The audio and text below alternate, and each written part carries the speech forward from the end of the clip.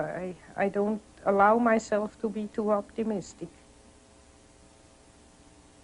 I think, well, we have always had wars and enormous catastrophes, and I have no more personal fear much about that. I mean, at my age, if you have anyhow soon to go, so or so or so, egocentrically spoken. But the beauty of all the life, to think that the billions and billions and billions of years of evolution to build up the plants and the animals and the whole beauty of nature, and that man would go out of sheer shadow foolishness and destroy it all. I mean, that all life might go from the planet. And we don't know. On Mars and Venus, there's no life. We don't know if there's any life experiment elsewhere in the galaxies. And we go and destroy this. I think it's so abominable. I try to pray that it may not happen, that a miracle happens.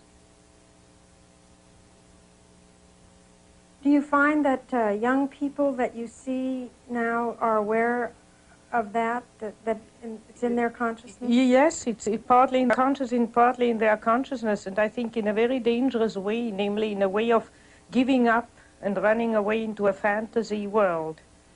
You know, when you study science fiction, you see there's always the fantasy of escaping to some other planet and begin anew again, which means give up the battle on this earth. Look, consider it hopeless and give up.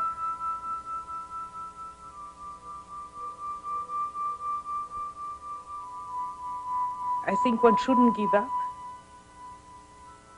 Because if you think of answer to Job, if man would wrestle with God, if man would tell God that he shouldn't do it, if we would reflect more, that's why reflection comes in. Jung never thought that we might do better than just possibly sneak around the corner with not too big a catastrophe.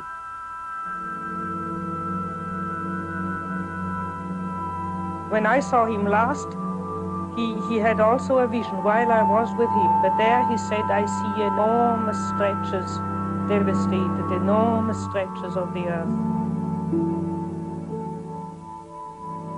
But thank God it's not the whole planet.